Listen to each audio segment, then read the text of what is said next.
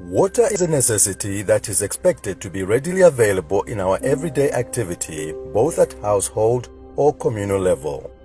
Nevertheless, at times, water becomes a rare commodity. Kale manzi atimashitukumba then no mwapo tikamwapo mbuzi imbwa tabantu tonse timwera futi pamoze so ndiye vuta meti pezapo ndiye vuta meti nayo ya manzi.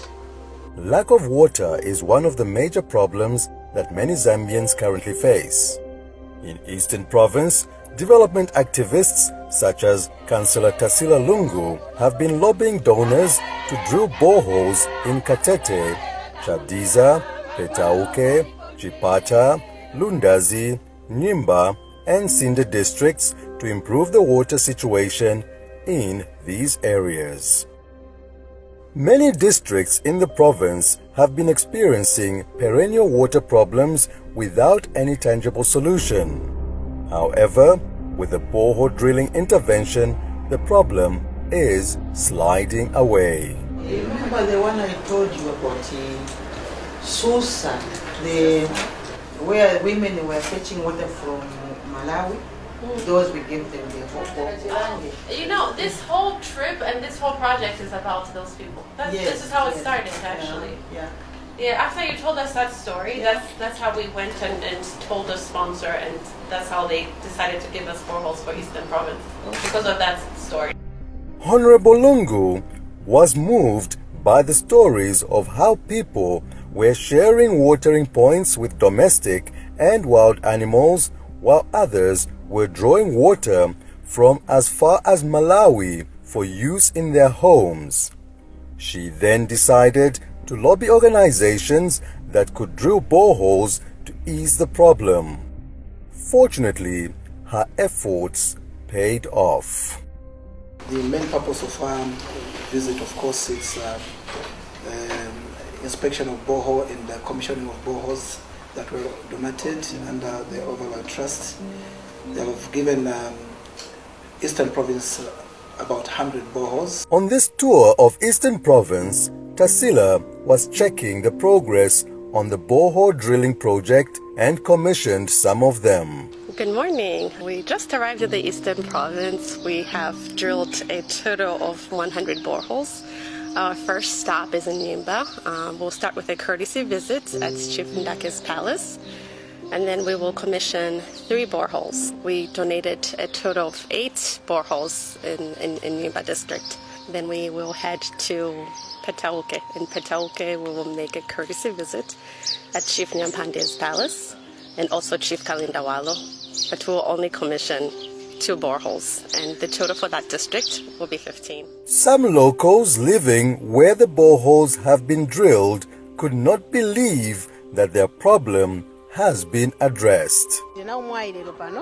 pomwe tabwera ukachita handover boho yomwe sinali kuyembekeza kuti pano pamuzi pazapezekako boho monga iyi ndipo iyi boho sinalufunika kuti ikumbiwe pano pamuzi chachita propose kuti tikakumbire kumuzi wina koma pozindikira kuti bantu ali kuno nali na mavuto kopambana momwe pamozi na ng'ombe na nkhumba veto vonse pamozi na bantu amamwera pamozi komanso kambiri ni malandira ma report yokamba kuti kumuzi kwakanyatula diarrhea yavuta dysentery yavuta kamba kamazi yoyipa yomwe analukumwa so pomwe ndachiona kupendesera mizi yali kuno napeza kuti kuli mizi 7 yomwe analibe maboho ngakhale imodzi yomwe kuchokera momwe anamangira mizi ya since independence kunalibe mazi anomwe achabe mu msinje so pomwe nachiganiza kuti akupambana kuti ndikaipereke kumuzi komweko kuti aendako kamtunda ka size koloni 3 to 4 kilometers kupeza manzi zibeta tikumbire pano pakanyatulo khala ngati pakati pamunzi kuti bantu onse mizi 7 wazichako benefit pa vote. The borehole projects in the province created a sense of satisfaction in the entourage who were encouraged by the reception from the people. Just had 2 amazing commissioning of the boreholes, visited 1 chief. Really, really good performances from the kids. It's a great day. Feeling very positive. Off to the next point now. See ya. The tour of the province also intended to understand the extent to which the boreholes have improved the water situation in the various districts that were recipients of the boreholes. Akutafuna akaone pomwe tinali kumwa madzi amaita se sono tipemphe mafumu tiponso nazi mai mutilongole kuja mumapito kamwe ukatapa madzi takachite akaoneka maso atulachita bwanji anama.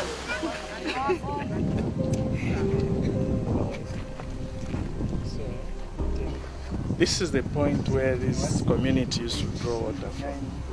And you can imagine the distance we've covered.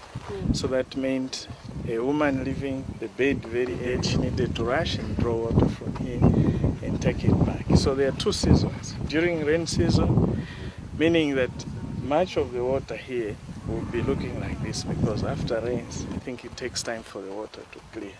So you can see how much, first of all, you can see the water is dead, the amount of waterborne diseases that this community was facing.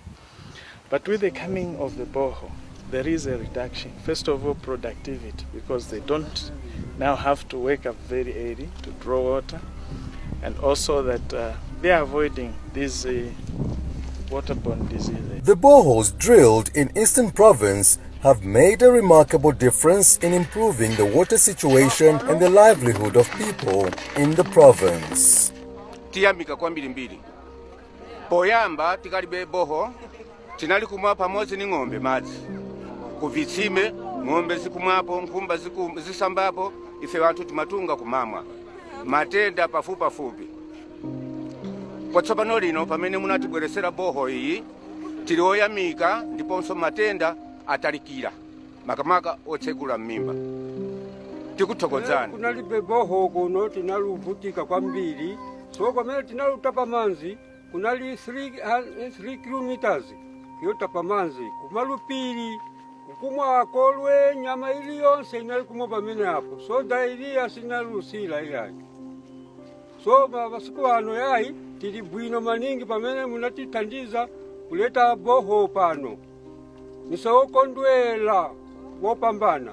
Overall, the borehole project has been warmly embraced by the people of Eastern Province, and their faces are beaming with joy. Ndali pano amene tabwera nawo amene abwerona boho iyi apa amene anakubweretsera ni boho iyi naona lebo kansela Tasila Lungu sono chifukwa cha chikondi chomwali nacho nachikhulupiriro kuti kuno kuvubwi nako kuli vanthu afuna kumwa madzi abwino. Kuno kukatete anatini kama 12 boreholes anaona vuto ya kuno kwatu kama kwa kwatu kuli vuto kwa yayikulu kwambiri monga pamadzi. So no, she lobbied for us and we are lucky kuno kukatete we are given in 12 boreholes. So tufuni kwa tembeja amama Tasila Lungu kansela wakula kuchawama kamba koti kumbukira seo kuno kwasu. As much as development is a long winding journey, the ancients say a journey of 1,000 miles starts with one step. Tasila Lungu has imbued herself with all the wisdom in this figure of speech that has sparked her development activism.